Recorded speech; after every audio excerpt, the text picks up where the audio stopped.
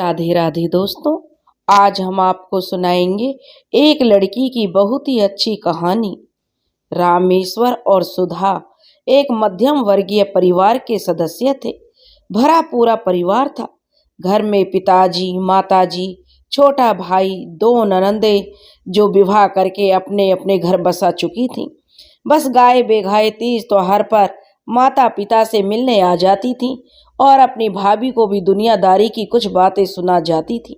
सुधा एक अनाथ थी जिसके माता पिता उसे जन्म देने के बाद ही जो भगवान को प्यारे हो गए थे, जिससे कि सुधा के रिश्तेदारों ने उसका विवाह उससे 10 वर्ष बड़े एक विदुर रामेश्वर जी से करवा दिया था और अपने हाथ झाड़ लिए थे। सुधा वैसे तो गृह कार्य में बहुत ही दक्ष थी, पर दान दहेज न मिलने से सुधा की सास खुश नहीं रहती थी। उस पर सुधा के विवाह को 8 साल हो गए थे और उसे माँ बनने का सुख अभी मिला नहीं था, इसलिए भी उसे यह दुख हमेशा सताता रहता था।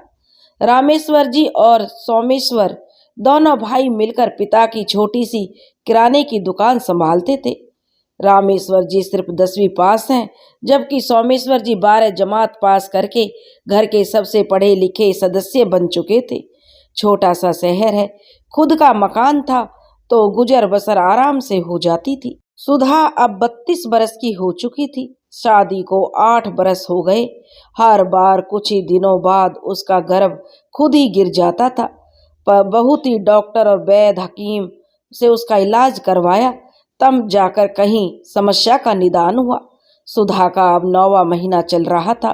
घर में सास ससुर देवर पति सबको बेसब्री से इंतजार था। सबको आशा थी कि सुधा इस बार घर के चिराग को लेकर आएगी। सास ससुर को बड़ी लालसा है अपने पोता खिलाने की। सुधा ने अपने पति रामेश्वर जी को भी दिल ही दिल में बेटे का इंतजार करते हुए देखा है। सुधा को भी चिंता तो इस बात की ही लगी रहती है कि कहीं गलती से लड़की पैदा हो गई तो घर वाले न जाने कैसे जो व्यवहार करेंगे। खैर, जो होगा सो होगा, इसमें सुधा कर भी क्या सकती है। उसे तो अपने गर्भ की चिंता सबसे ज्यादा है। वह तो ईश्वर का धन्यवाद यही करती रहती है कि इस बार उसका गर्भ नहीं गिरा। हर एक कदम संभाल के रखती है। डॉक्टर की सलाह पर ही वह सारा काम करती है और जैसे डॉक्टर बताते हैं वैसा ही करती है, और ईश्वर का धन्यवाद देते हुए आखिर अब उसे लगने लगा है कि अब की बार उसकी सूनी गोद भर जाएगी। जैसे जैसे प्रसव का समय नजदीक आता जा रहा था, परिवार में सबका ध्यान होने वाले बच्चे की तरफ ही था। सास ने आसपास के सारे मंदिरों की चौखट पर माथा रगड़कर कितने ही गंडे ताबीज सुधा को पहना दिए थे। अब तो उन्हें पूरा यकीन था कि कुछ ही दिनों में उनका पोता उनकी गोद में खेलने लगेगा।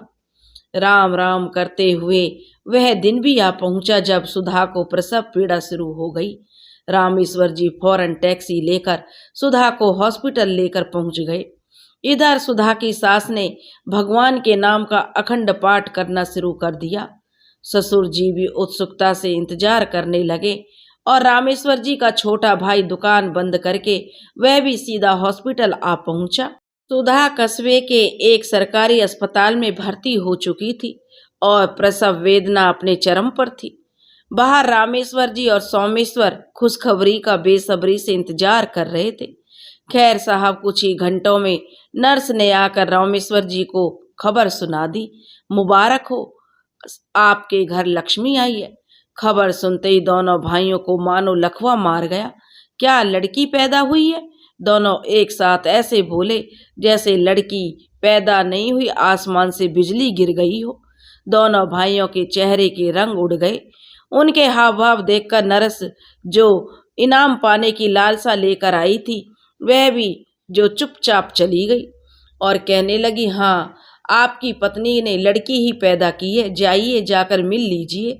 जच्चा बच्चा दोनों ही वार्ड में आ चुके हैं। कहकर नर्स अपना कसैला सा मुंह लेकर होठ बिचकाती हुई उल्टे पांव वापस चली गई। रामेश्वर जी ने एक लंबी सांस भरी और कहा, सुन सोमेश, तू जाकर माँ और बाबूजी को खबर दे दे, मैं सुधा को देख कर आता हूँ। कहकर भारी कदमों से रामेश्वर जो वार्ड की तरफ चल दिया। सोमेश भी झुके कंधों के साथ घर की तरफ चला गया। उसे समझ नहीं आ रहा था कि ये खबर माँ बाबूजी को कैसे देगा। वार्ड में पहुंचकर रामेश्वर ने एक उड़ती सी नजर नवजात बच्ची पर डाली, फिर अपनी पत्नी को देखा जो प्रसव वेदना के बाद थक कर निढाल सी हो गई थी और दबे पांव वापस बाहर निकल कर आ गया। पालने में लेटी हुई वो नवजात बच्ची दीन दुनिया से बेखबर सो रही थी। उसे क्या मालूम था, उसने तो पैदा होते ही अपने परिवार में कैसी खलबली मचा दी है। सांवले रंग की वो बालिका अभी यह नहीं जान पाई थी कि कौन उसकी माता है, कौन उसका पिता और कौन उसके सगे संबंधी।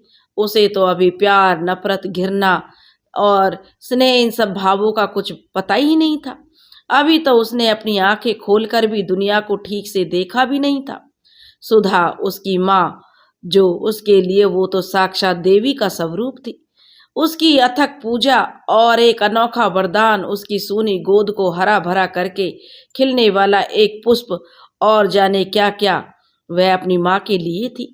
जब एक माँ किसी अबोध बच्चे को 9 महीने कोख में पालती है और ऐसा है पीड़ा उठाकर उसे दुनिया में लाती है, तो उसके लिए उसका बालक हो या बालिका, सब भेद समाप्त हो जाता है। एक नया रिश्ता जुड़ता है, ममता का, माता और संतान का। उसके हृदय में उसके लिए अपार स्नेह होता है और अपने रक्त को दूध में बदल देती है। जब जब वह अपने बच्चे को स्तनपान कराती है, साथ ही साथ अपना एक अटूट बंधन बनाती चली जाती है। पर बाकी का संसार ये सब नहीं देख पाता। उन्हें तो केवल दिखाई देता है केवल यह लड़का है और यह लड़की। बालक यानी कुल का संचार, बालिका यानी खर्चों का आधार। रामेश्वर और उसका परिवार की यही सोच थी कि बेटा होता तो वह घर का कुल दीपक होता, बेटी हुई है तो वह खर्चा बढ़ाएगी, और यही उनकी छोटी सी सोच थी। इसलिए वह बेटी होने के जन्म पर बहुत ही दुखी थे। सोमेश्वर ने जैसे ही घर जाकर बेटी के जन्म की खबर अपने सबसे बताई तो मानो असमय ही काले बादल घिराए हों। उसकी माताजी तो एकदम सकते में आ गई सुनकर। उन्होंने तुरंत रोते हुए सुधा और अपनी फूटी किस्मत को कोसना शुरू कर दिया। कहने लगी, ना जाने किस मनहूस घड़ी में इस करमजली को बहू बना कर लाए थे। एक तो दान दहेज के नाम पर ठेंगा दिखा दिया उसके रिश्तेदारों ने, और फिर लाखों फूंक दिए इस बांझ की गोद हरी करवाने में। और अब जब पैदा करने का नंबर आया है तो कुलक्षणी ने अपने ही जैसी एक और ले आई है हमारी छाती पर मूंग दलने के लिए। जाने किस जन्म की सजा भगवान हमें दे रहा है। उसकी सास रोते रोते बड़बड़ाती जा रही थी। उधर सोमेश और उसके पिता मुंह लटका कर बैठे थे, मानो लड्डू की जगह किसी ने ढेर सारी कुनेन की गोलियां उनके मुंह में जबरदस्ती उड़ेल दी हों। जब बहुत देर तक माताजी का रोना और कोसना चलता रहा तो उसके पति ने ही जोर देकर कहा, अब बस करो भाग्यवान, कोई मर नहीं गया है। शुक्र मनाओ बहू ने बच्ची को जन्म तो दिया है, वरना तो कितने वर्षों से किसी बच्चे की किलकारी सुनने को कान तरस गए थे। और सुनो, रामेश्वर के सामने अपना दुखड़ा लेकर मत बैठ जाना, बेचारा वैसे ही दुखी होगा, तुमको रोते बिलखते देखेगा तो और टूट जाएगा। जग दिखाई के लिए ही सही चुप हो जाओ और बहू के लिए कुछ जो पंजीरी और सौठ के लड्डू बना दो, उसके बहाने हमको भी कुछ अच्छा खाने को मिल जाएगा। कहकर उन्होंने अपनी पत्नी को चुप करा दिया। वह कहने लगी, हाँ हाँ, मैं ही खटती रहूं तुम्हारी महारानी बहू के लिए, ये बनाओ वो बनाओ, 9 महीने से कर रही हूं उसकी सेवा, और बदले में क्या मिला? छोरी का मुंह बिचकाकर सुधा की सास बोली, छोरी दी है हमें, इस लड़की का हम क्या करेंगे? उसकी सास कहने लगी, अरे अभी तो मोहल्ले वालों को भी पता नहीं है, पता चलते ही सब मुंह उठा कर आ जाएंगे। तब सुधा के ससुर जी बोले, सुनो, जग हंसाई से बचने के लिए कुछ जेब तो ढीली करो, सोमू को भेजकर 2-4 किलो लड्डू मंगवा लो और सब लोग अपनी शकल सूरत ठीक कर लो, वरना लोग क्या कहेंगे। इस परिवार के लोग जो अपनी पोती की जो तैयारी भी कर रहे थे और वो लड़की के जन्म से दुखी भी थे। शाम होते होते पूरे मोहल्ले को खबर हो गई, सुधा माँ बन गई है, उसने एक कन्या को जन्म दिया है। सब लोग रामेश्वर के पूरे परिवार को जो बधाई देने आने लगे। लड्डुओं के स्वाद के बीच बीच में आस पड़ोस की महिलाएं बधाई के साथ साथ बहुत ही चाही अनचाही सलाहें भी बे कहते हैं ना, इंडिया भारत में तो सलाह फ्री में मिल जाती है, तो अपनी अपनी सलाह दे रही थी। पहला बच्चा है, लक्ष्मी आई है, दान दहेज तैयार करना शुरू कर दो, हवन कब कराओगी, नामकरण छठी का विचार क्या है, बहू की और बच्चे की नज़र उतारते रहना, ऊपरी हवा का साया पड़ ना जाए, बहू को अच्छे से खिलाना पिलाना, माँ का खाया पिया ही बच्चे को लगता है। हाय राम, इतने साल बाद भी लड़की किसी ने कहा। कुल मिलाकर हर कोई रामेश्वर और सोमेश और उसके माता पिता को ज्ञान और विवेक से अच्छा सा ज्ञान झाड़कर अपना अपना पड़ोसी धर्म निभा रहा था और बाहर जाकर रस ले लेकर दूसरों के अंदर के ताजा समाचार बता रहा था। जितनी मुंह उतनी बातें। शकल देखी? एक ने कहा, कैसे 12 बजे हुए थे? अरे इतने सालों बाद प्रभु ने सुनी तो सही। दूसरी औरत बोली, शुक्र मनाओ बहू ने बच्ची को जन्म दिया, वरना तो बेऔलाद ही रह जाती। तीसरी कहने लगी, अब मालूम होगा आटे दाल का भाव बच्चों को। सब तरह तरह की बातें बना रही थी। खैर 2 दिन बाद सुधा नवजात को लेकर वापस घर आ गई। सास ने पूरे रस्मों रिवाज से उसका स्वागत तो किया, पर उसमें उत्साह कम और औपचारिकता साफ नजर आ रही थी। सुधा जानती थी वो अपने पति और ससुराल वालों की अपेक्षाओं पर खरी नहीं उतरी है। वह करती भी तो क्या, बच्ची को देखकर घर वालों का मुंह और ज्यादा बिगड़ गया। न ढंग की शकल सूरत, तवे सा गहरा रंग और एकदम मर गिल्ली सी। लड़की जनी है, इसने तो सास ने जाते जाते धीरे से कह भी दिया। हालांकि इतने धीरे भी नहीं कहा कि सुधा सुन ना सके। सुधा ने सब सुन लिया। 6 दिन बाद एक सादे से समारोह में कुछ खास लोगों को बुलाकर छठी भी मना ली गई। उसकी दोनों नंदों को भी बुलाया गया और उन्हें भी बच्ची कुछ गले से नीचे नहीं उतरी और फिर आपस में कहने लगी, हमें क्या लेना है, भैया जाने, उनका काम है। कहकर दोनों ने अपनी खुशी का इजहार भी कर दिया। पूरे परिवार में केवल एक सुधा ही ऐसी थी जो अपनी बेटी मालती को बहुत प्यार करती थी, क्योंकि वह तो उसकी माँ थी और उसे पहली संतान जो हुई थी। अब माँ बेटी का रिश्ता, माँ तो अपने बच्चे से बहुत ही प्रेम करती है, यह तो जग जाहिर है। माँ जितना प्रेम अपने बच्चे से कोई नहीं करता। बच्ची का नाम मालती रखा गया था। धीरे धीरे मालती बड़ी होना शुरू हो गई। जहाँ वो सुधा की आंख का तारा था, वहीं सबकी आंखों में पड़ा हुआ तिनका के समान वह खटकती रहती थी। शायद मालती को उसकी माँ के बाद अगर कोई थोड़ा चाहता था तो वह थे उसके दादाजी। पर दादाजी अपनी पत्नी के सामने जो वो कुछ बोल नहीं पाते थे, उनकी चलती नहीं थी। घर के सिंहासन पर अभी तक सुधा की सास का एक छत्र राज चलता था। सारा घर उन्हीं के इशारों पर चलता था, या यूं कहें उनकी आज्ञा के बिना एक पत्ता भी नहीं हिल सकता था। उस घर में कहते हैं साथ रहते रहते इंसान जानवरों से भी लगाव बन जाता है, लेकिन सुधा की सास इसके जो बिल्कुल विपरीत थी। उन्हें तो मालती फूटी आंख भी नहीं सुहाती थी, जिस वजह से उन्होंने कभी ना तो उसको अपनी गोद में बिठाया और ना ही कभी सुधा को उसकी परवरिश में कोई मदद की। बेचारी सुधा हर वक्त छोटी सी मालती को गोदी में चिपटाए चुपचाप घर का काम निपटाती रहती थी। यूं भी मालती जन्म से ही काफी कमजोर थी, इसलिए कोई ना कोई बीमारी उसको बचपन से ही घेरे रहती थी। कभी खांसी, कभी जुकाम, कभी बुखार, तो कभी उल्टी दस्त। हर बार जब भी मालती बीमार पड़ती, दादी का गुस्सा उसे और उसकी माँ को कोसने से भी कम होता था और वह उन्हें बहुत कोसती थी। पर शायद ईश्वर ने उस बच्ची के भले की ही शारीरिक तौर पर उसे कमजोर बनाया हो, पर कहीं ना कहीं जीवित रहने की उसकी उम्र उसे दी थी। इसलिए वो इतनी हारी बीमारी के बाद भी मालती बढ़ती जा रही थी। हर बीमारी को वह मात दे रही थी। 2 साल की होते होते सुधा एक बार फिर से गर्भवती हो गई। इस बार फिर रामेश्वर और परिवार की अभिलाषाओं पर जो फिर से तुषारापात हो गया, क्योंकि मालती ने फिर से छोटी बहन मालती की मधु ने जन्म ले लिया। हालांकि सुधा की सास ने एक बार फिर उसको जी भरकर कोसने में कोई कसर नहीं छोड़ी, पर मधु मालती से कुछ ज्यादा भाग्यवान थी।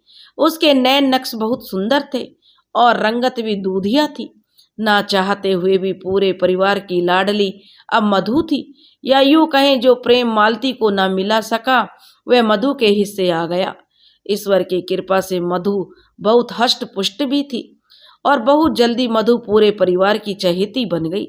समय पंख लगाकर आगे बढ़ रहा था। मालती अब 4 बरस की हो गई थी। उसे उसमें जो समय के साथ साथ समझ भी आती जा रही थी। एक बात अच्छी थी, दोनों बहनें एक दूसरे को खूब प्यार करती थीं। मालती अपने साथ होते व्यवहार के बावजूद अपनी प्यारी बहन मधु को जी भरकर प्यार करती थी। जहां मालती सीधी साधी और बहुत मीठा बोलती थी, वहीं जो मधु उसके विपरीत शरारती और चंचल थी। अब मालती के पास के ही स्कूल में पढ़ने जाने लगी थी। वैसे भी वह पढ़ने में बहुत ज्यादा तेज तो नहीं थी, पर बहुत लगन से हर कार्य को मन लगाकर करती थी, जिस वजह से शीघ्र ही वो अपनी अध्यापिकाओं की चहेती बन गई। घर पर भी सुधा के साथ उसके हर काम में मदद करने की कोशिश करती। खासकर अपनी छोटी बहन मधु का वह खूब ख्याल रखा करती थी। समय अपनी गति से बढ़ता जा रहा था और मालती का जीवन भी धीरे धीरे जो बढ़ रहा था। अब उसकी उम्र 10 वर्ष हो गई थी। अब उसके जीवन में एक ऐसी घटना घटी जिससे उसके जीवन की धारा ही बदल गई। सुधा एक बार फिर से गर्भवती हो गई। वैसे यह कोई नई बात नहीं थी। दरअसल वो तकरीबन हर वर्ष ही गर्भ धारण कर लेती थी, पर मधु के बाद उसकी शारीरिक कमजोरी इस कदर बढ़ गई थी कि गर्भ धारण करने के कुछ बाद ही गर्भ जो गिर जाता था। यहाँ तक कि डॉक्टर ने सुधा और रामेश्वर दोनों को कई बार यह चेतावनी भी दी थी कि सुधा का स्वास्थ्य उसके गर्भधारण के लिए सही नहीं है। उसमें बहुत कमजोरी है। उसे अच्छे से उसका ख्याल रखो। गर्भ धारण करने पर उसे और होने वाले बच्चे को खतरा हो सकता है। पर सुधा की सास तो उसे तो समझाना नामुमकिन था। शायद किसी के भी बस में नहीं था। उन्हें तो हर वक्त अपने वंश की चिंता खाई जाती थी। उनके रात दिन के तानों से बचने के लिए सुधा हर बार मन मारकर तैयार हो जाती थी, इस उम्मीद से कि शायद बेटा होने पर उसकी सास का मन पसीज जाए और मालती के प्रति उनका व्यवहार सुधर जाए। ईश्वर भी शायद सुधा और मालती के प्रति दिन तिरस्कार से दुखी हो उठे थे। इसलिए एक बार फिर सुधा ने गर्भ धारण कर लिया था और हर बार की तरह उसके परिवार का हर सदस्य इस इंतजार में था कि इस बार तो बेटा ही जन्म लेगा। नन्ही मालती के ऊपर माँ के गर्भ धारण से जिम्मेदारियां बढ़ गई थी। स्कूल जाना, मधु को तैयार करना, उसे साथ लेकर जाना और वापस आकर माँ का काम में हाथ बटाना उसकी रोज की दिनचर्या हो गई थी। अब मालती 6ठी क्लास में पढ़ती थी। मालती को अपनी माँ के स्वास्थ्य के बारे में शायद घर में सबसे ज्यादा चिंता रहती थी। उसकी दादी जो हर समय पोता पोता की जो रट लगाए रहती थी, इस समय भी सुधा की ज्यादा मदद करने को तैयार नहीं थी। डॉक्टर ने तो साफ तौर पर सुधा को पूरा आराम करने की सलाह दी थी, पर उनका मानना था जितना शरीर चलेगा जच्चा उतनी ही मजबूत रहेगी। इसलिए उसकी सास उससे कहती, डॉक्टर तो कहते रहते हैं जितना शरीर को चलाओगी उतना सही रहोगी। आखिर एक बार फिर परिवार की आशाओं और सुधा की दृढ़ संकल्प शक्ति की वजह से प्रसव अपने आखिरी पड़ाव पर पहुंच गया था। सुधा के शरीर में खून की बहुत कमी हो रही थी। वहीं डॉक्टर के मुताबिक उसे आयरन की भी कमी थी और साथ ही उसे जो एनीमिया भी हो रहा था। ढेर सारी रोज दवाएं और मल्टीविटामिन की जो दवाएं सुधा को कुछ ज्यादा फायदा नहीं पहुंचा रही थी। प्रसव अब 9वें महीने में था और डॉक्टर के मुताबिक कभी भी उसे जो प्रसव वेदना हो सकती थी। सुधा को पूरी तरह बिस्तर पर आराम करने की सख्त हिदायत डॉक्टर ने दी थी और इस वजह से न चाहते हुए भी उसकी सास को अब घर का कार्य संभालना पड़ रहा था, जिस वजह से बेचारी मालती को वक्त बेवक्त अपनी दादी की डांट फटकार सुननी पड़ती थी। और फिर आखिर वो दिन भी आ पहुंचा जब प्रसव वेदना प्रारंभ हो गई। रात के दूसरे पहर जब दर्द सहन शक्ति पार करने लगा तो रामेश्वर और सोमेश सुधा को लेकर हॉस्पिटल की तरफ भागे। सुधा को असह्य पीड़ा हो रही थी। हॉस्पिटल पहुंचते ही उसे तुरंत इमरजेंसी में दाखिल किया गया। थोड़ी देर बाद डॉक्टर बदहवास से इमरजेंसी से बाहर आई और रामेश्वर को लताड़ते हुए बोली, आप अब तक किसका इंतजार कर रहे थे? मरीज की हालत बहुत नाजुक है। बच्चा बच्चेदानी के अंदर घूम गया है। हमें तुरंत ऑपरेशन करना होगा। सुधा का शरीर बहुत कमजोर है। मैंने आपको पहले ही कहा था, पर आप लोग मानते कहाँ हो। अब जल्दी से 2 यूनिट खून डोनेट कीजिए। ऑपरेशन के दौरान खून की जरूरत पड़ सकती है और ईश्वर से प्रार्थना कीजिए कि माँ और बच्चे को कुछ ना हो। हम अपनी तरफ से पूरी कोशिश कर रहे हैं। सुबह के 4 बजे डॉक्टर ऑपरेशन थिएटर से बाहर निकल कर आई। उसके चेहरे पर छाई उदासी की रेखाएं देखकर रामेश्वर का दिल किसी अनहोनी से कांप उठा। उसने बहुत हिम्मत करके पूछ लिया, डॉक्टर साहिबा सब अच्छा है ना? जवाब में डॉक्टर ने सिर झुकाकर जवाब दिया, रामेश्वर जी, हमने अपनी तरफ से पूरी कोशिश की, पर अफसोस हम सिर्फ बच्चे को ही बचा पाए, सुधा को नहीं।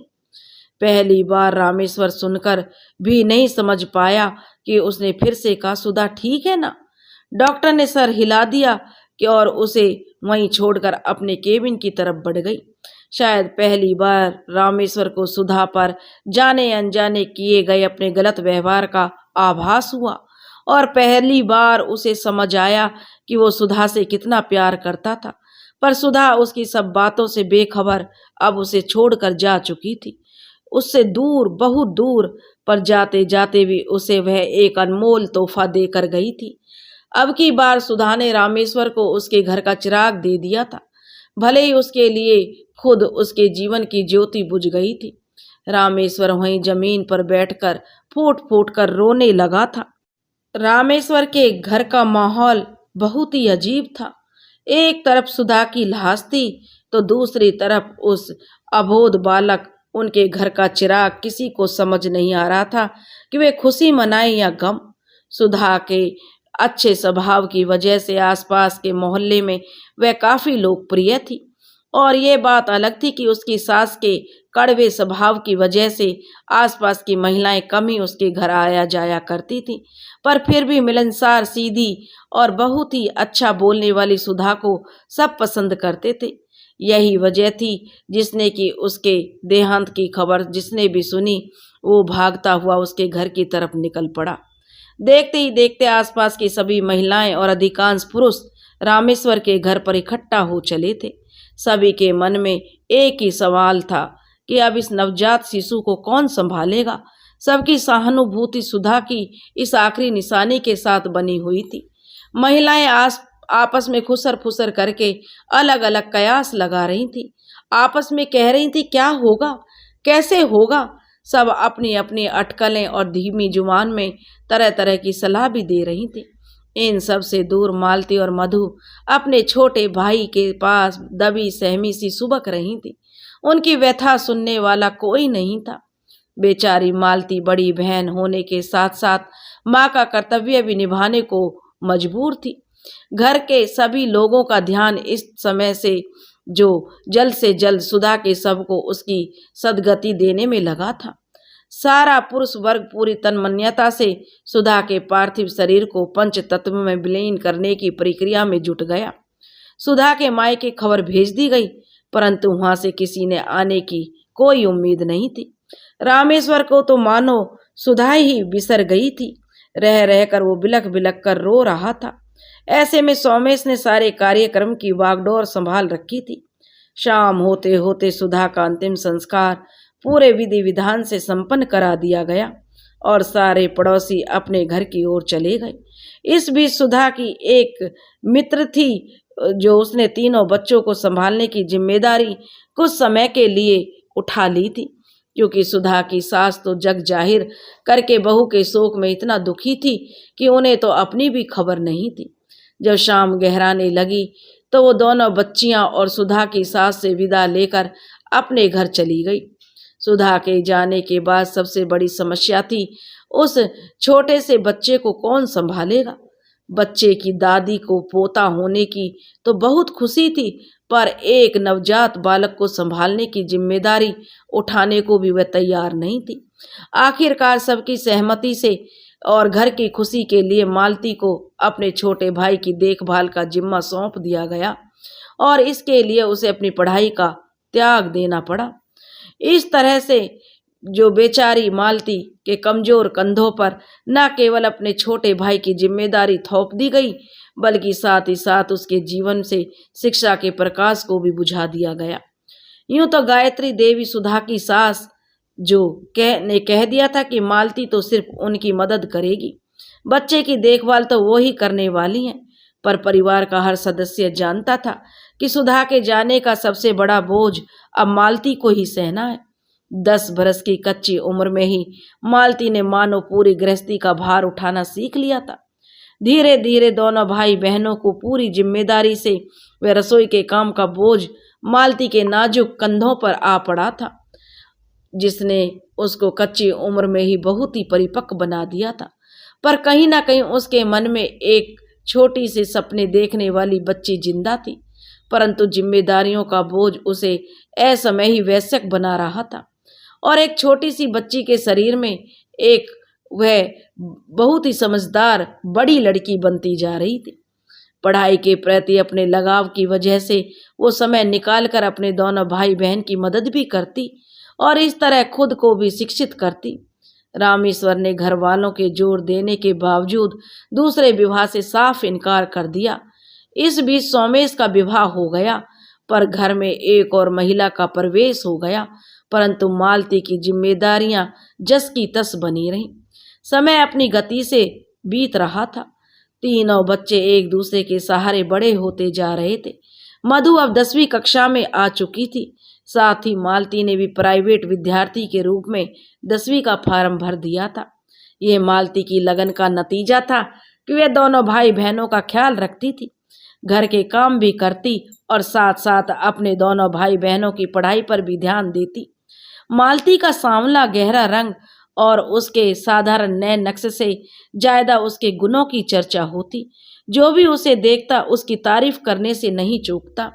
गृह कार्य में निपुण, बहुत मीठा बोलने वाली, बहुत ही कोमल हृदय वाली मालती को सब लोग पसंद करते थे। अब तो मालती 18 वर्ष की नवयौवना बन गई थी, परंतु चेहरे के हाव भाव से वह अभी उम्र से कहीं ज्यादा बड़ी दिखाई देती थी। जैसा हर घर में होता है, 18 की उम्र पार करते ही घर वालों को लड़की की शादी की फिक्र शुरू हो जाती है। ऐसा ही कुछ रामेश्वर के मन में भी चलना शुरू हो गया, परंतु बाकी सभी घर वाले इस बारे में थोड़ा अलग ख्याल रखते थे। भला कोई ऐसी लड़की की शादी क्यों जल्दी करवाना चाहेगा जिसके बलबूते पर पूरा घर जो उसने संभाल रखा हो। बहरहाल सभी ने अपनी अपनी दलील देना शुरू कर दी। अभी तो उम्र कच्ची है मालती की, अभी से गृहस्थी का बोझ क्यों डाला जाए बेचारी पर। अभी तो 10वीं पास किया है, आगे थोड़ा पढ़ लेने दो। भाई बहन को तो देखो, दोनों को मालती का ही सहारा है। तरह तरह की बात थी, पर रामेश्वर के ने किसी की बातों पर कान नहीं रखा। उसे समझ आ रहा था जितनी जल्दी मालती इस घर से विदा होगी, उतनी जल्दी उसके जो वर्षों के कष्टों से उसे छुटकारा मिलेगा। इसलिए सबके विरोध के बावजूद रामेश्वर ने मालती के लिए जोर शोर से लड़का तलाश करना शुरू कर दिया। जल्दी ही रामेश्वर की तलाश पूरी होने लगी। आसपास से कुछ रिश्ते मालती के लिए आने शुरू हो गए। हाय री विडम्बना, जो भी रिश्ता मालती के गुण सुनकर आता वो उसके साधन रूप और दबे रंग को देखकर लौट जाता। सबको गोरी चिट्टी सुंदर वधू और पुत्र वधू ही चाहिए थी। सबको शारीरिक सुंदरता से ही मतलब था। कोई भी उसके गुणों के लिए उसे अपनाने के लिए तैयार नहीं था। ऐसे में अगर कोई परिवार राजी भी होता तो उन्हें दहेज के रूप में मोटी रकम या फिर बहुत सारी फरमाइशें पूरी चाहिए होती, जो कहीं ना कहीं रामेश्वर के परिवार के बूते से बाहर थी।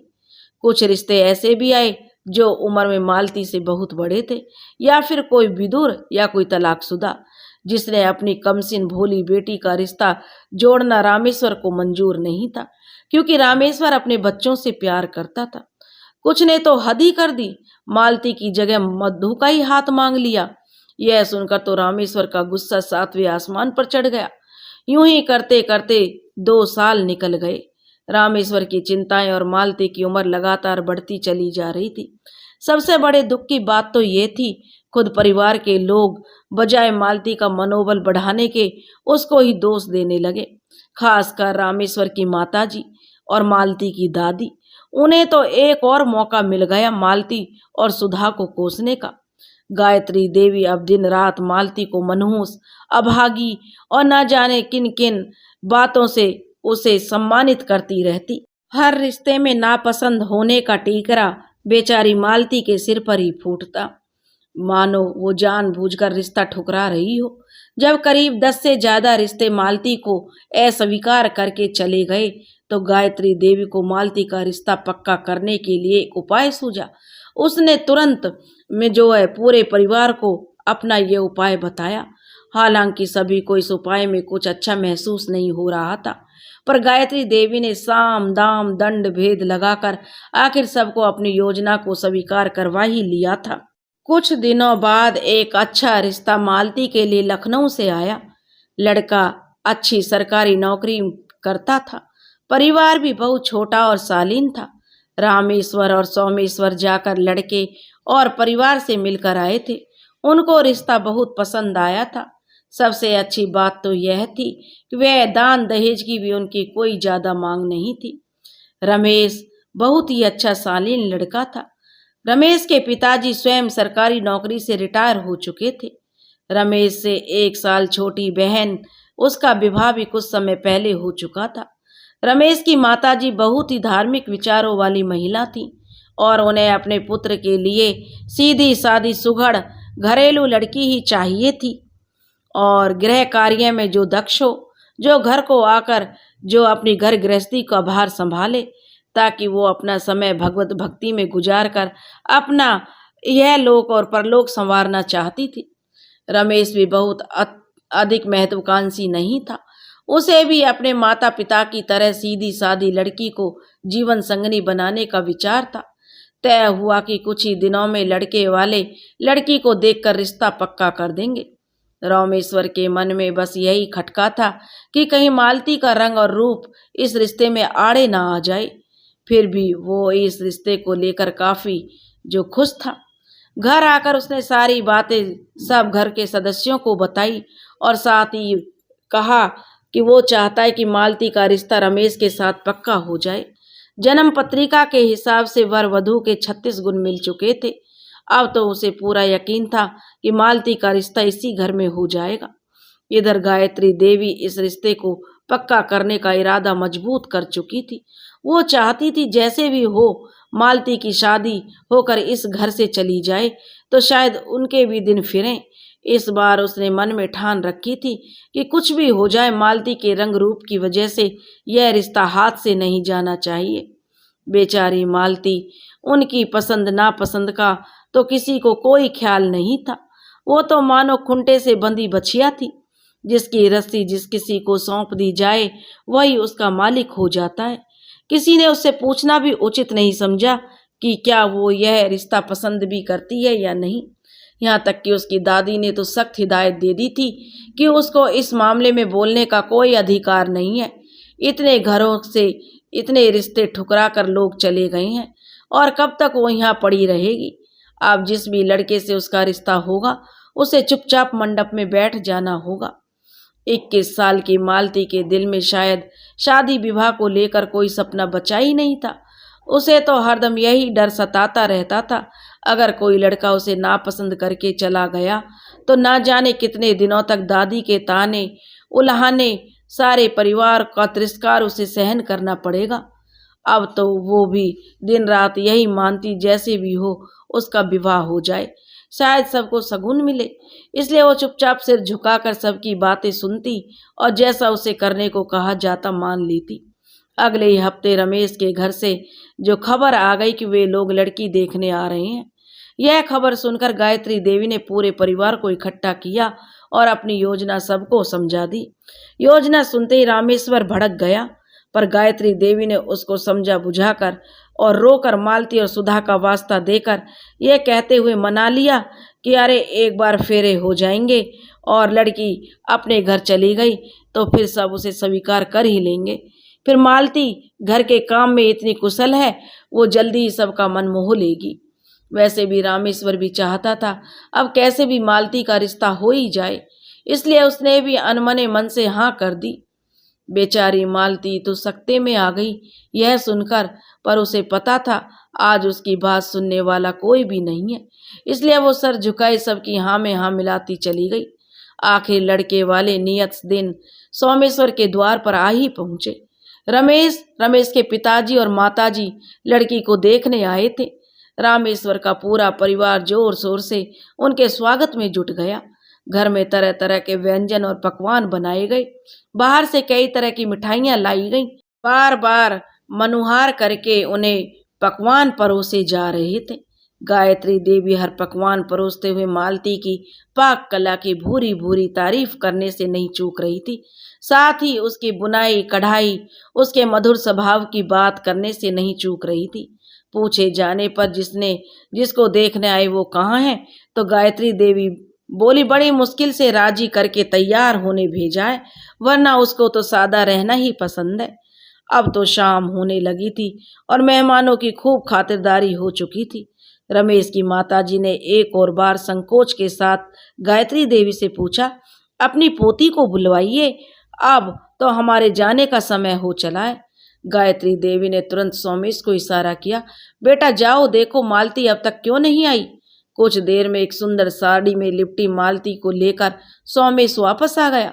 मालती ने साड़ी के पल्लू से सर ढक रखा था और उसका आधा चेहरा घूंघट में छिपा हुआ था। मालती ने आते ही रमेश के माताजी और पिताजी के पैर छुए और अपनी दादी माँ के पास आकर बैठ गई। घूंघट की आड़ से भी उसका चेहरा दमक रहा था, उसका रूप निखर रहा था।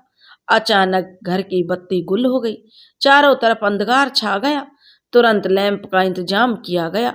रमेश की माँ के अनुरोध पर मालती ने थोड़ा घूंघट और ऊपर उठाया।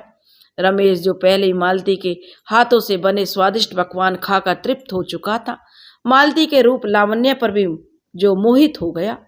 उसने अपनी माताजी की तरफ देखकर स्वीकृति में सिर हिला दिया और उसकी माताजी ने आगे बढ़कर मालती के सर पर हाथ रखकर रिश्ते को अपनी मंजूरी दे दी। फिर एक सादे समारोह में दोनों पक्षों द्वारा वर वधू की रोके की रस्म पूरी कर दी गई। इस तरह आखिरकार जो मालती के जीवन में एक खुशी आ गई। जाने से पूर्व दोनों पक्षों की सहमति से सगाई और शादी की तारीख भी पक्की कर दी गई। तय हुआ कि शीघ्र ही शादी करवा दी जाएगी ताकि मालती अपना घर संभाल सके। शादी के लिए सबकी सहमति से 1 महीने बाद की तिथि घोषित कर दी गई, जैसा कि पहले से ही तय हो चुका था। रमेश के परिवार की तरफ से किसी भी तरह की कोई शर्त या मांग नहीं रखी गई थी। रमेश के माता पिता दोनों ही दहेज लेने और देने के विरोधी थे। यह सब बातें तय करके रमेश और उसके माता पिता वापस लौट गए। उनके जाने के बाद गायत्री देवी विजयी मुस्कान बखेरते हुए अपनी सूझबूझ को दाद देते हुए नहीं अघा रही थी। आखिर यह उनकी सोच का नतीजा था कि बदनसीब मालती का रिश्ता तय हो गया था। जल्दी वो दिन भी आ पहुंचा जब रामेश्वर के द्वार पर गाजे बाजे के साथ मालती की बारात आ पहुंची। शादी के दौरान मालती लंबा घूंघट निकालकर सारी रस्में पूरी करती चली गई और अगली सुबह रमेश अपनी दुल्हन को लेकर मुस्कुराता हुआ लखनऊ की तरफ चल दिया। शाम तक बारात वापस लखनऊ पहुंच गई, जहां पूरा परिवार घर की नई बहू का स्वागत करने में जुट गया। आस पड़ोस की महिलाएं मंगल गीत गा रही थी। देर रात तक नई बहू के स्वागत में कार्यक्रम चलते रहे और फिर मालती को उनके शयन कक्ष में पहुंचा दिया गया। उसकी सुहाग से सजी हुई थी, जिस पर बैठा रमेश, उसकी भाभियां उसके साथ हंसी ठिठोली करने लगी थी। रात के करीब 12 बजे रमेश मुश्किल से अपने दोस्तों से छूटकर अपने कक्ष के द्वार पर आ पहुंचा, जहां उसकी बहन अपनी सहेलियों के साथ द्वार रोककर खड़ी थी और बहुत मनुहार के बाद जेब खाली करवाकर ही सबने उसे अंदर जाने का रास्ता दिया। जहां मालती सुहाग सेज पर सिमटी सकुचाई सी बैठी हुई थी। रमेश ने सबसे पहले शयन कक्ष का दरवाजा बंद किया और धीमे से मालती की ओर कदम बढ़ाया। मालती का हृदय जोर जोर से धड़क रहा था। फिर भी उसने आगे बढ़कर रमेश के चरण छुए और उनकी धूल अपने माथे से लगाई। फिर सेज के एक कोने पर सिमट कर बैठ गई। रमेश ने मुस्कुराते हुए उसकी तरफ देखा और बोला, सुनो, अब तो अपना वो घूंघट उठा दो और हमें भी अपना चेहरा दिखा दो। मालती ने धीरे से अपना सिर हिला दिया। तो रमेश बोला, देखो, अपना चेहरा तो दिखाना पड़ेगा। मालती कुछ नहीं बोली, उसका दिल तो जोरों से धड़क रहा था। रमेश पलंग के किनारे बैठे हुए हौले से जो मालती का घूंघट पलट दिया। मालती का चेहरा देखते ही उसके कोमल भाव अचानक कठोर हो गए और वह गुस्से में पूछने लगा, कौन हो तुम? तो वह कहने लगी, जी मैं मालती, आपकी पत्नी मालती। लड़खड़ाती जुबान में मालती बोली। तो रमेश गुस्से में तमतमा के बोला, तुम तो वो नहीं हो जिसको मैंने पसंद किया, बोलो कौन हो तुम? तो वह कहने लगी, जी मैं सच कह रही हूँ, मैं ही मालती हूँ।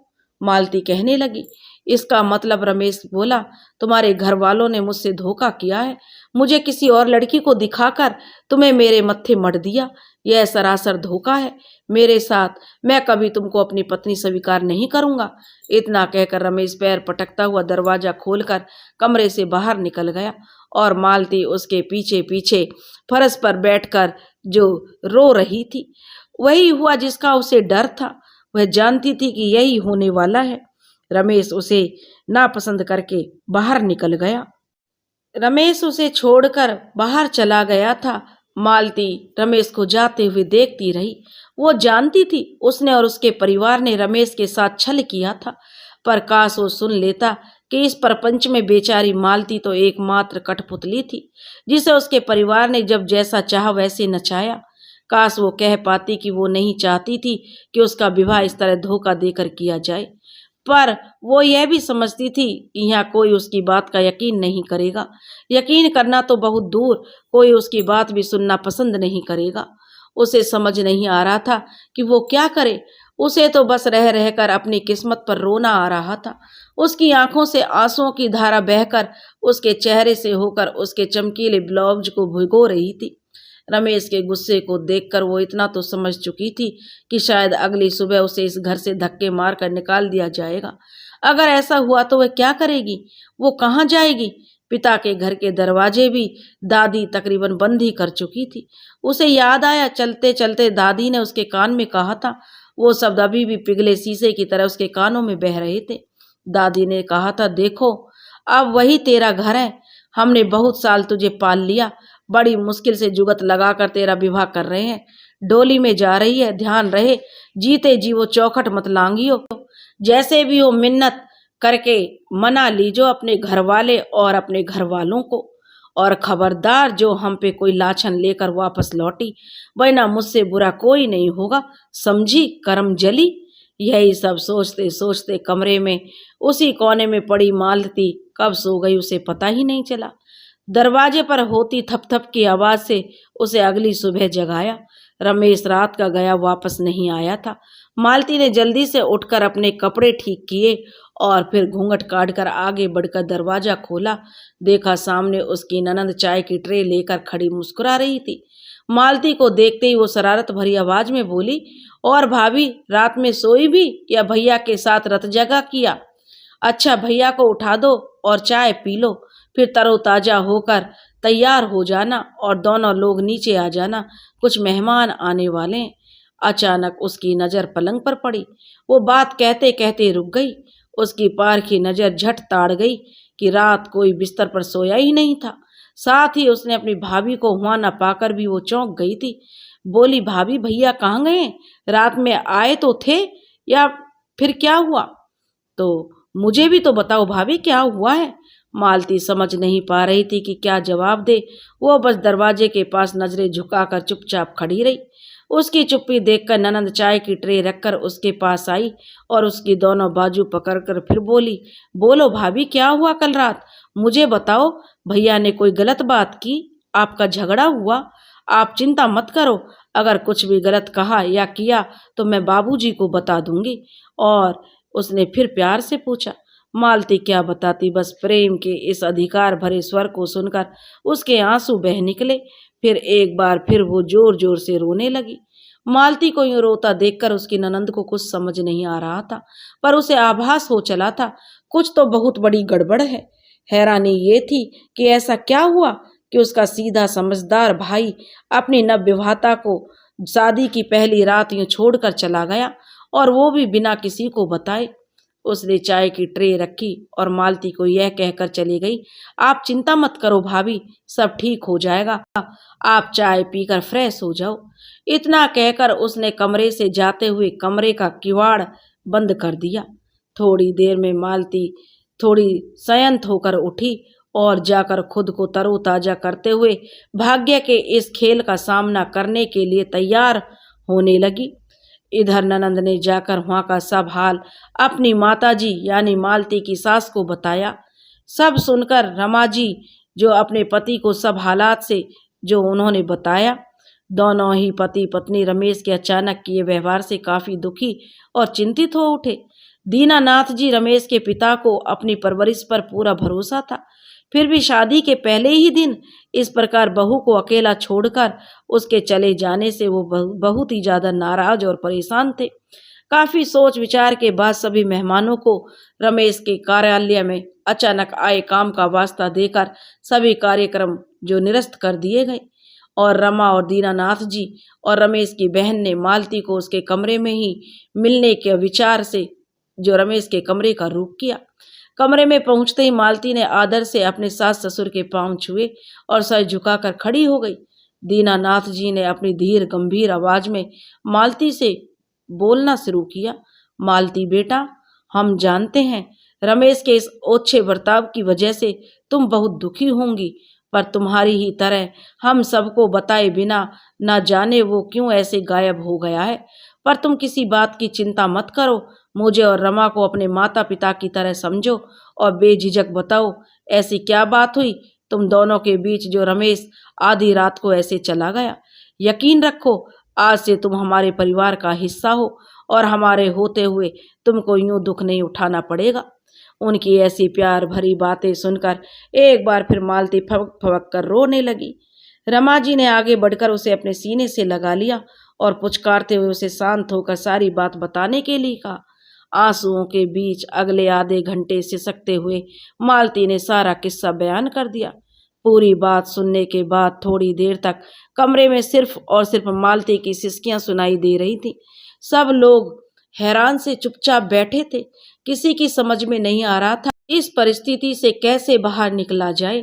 एक लंबी खामोशी के बाद एक बार फिर से दीनानाथ जी ने अपनी धीर गंभीर आवाज में बोलना शुरू किया, मालती बेटा, जो कुछ भी तुम्हारे परिवार ने हमारे साथ किया वो बहुत गलत है। मैं जानता हूँ इसमें तुम ना चाहते हुए भी शामिल हो गई हो। मैं तो नहीं कहूँगा कि रमेश का गुस्सा होना जायज नहीं है, पर फिर भी क्योंकि अब तुम उसकी ब्याहता पत्नी हो तो चाहूँगा कि तुम उसे वह निभाए और तुम्हें अपनी पत्नी का दर्जा भी दे।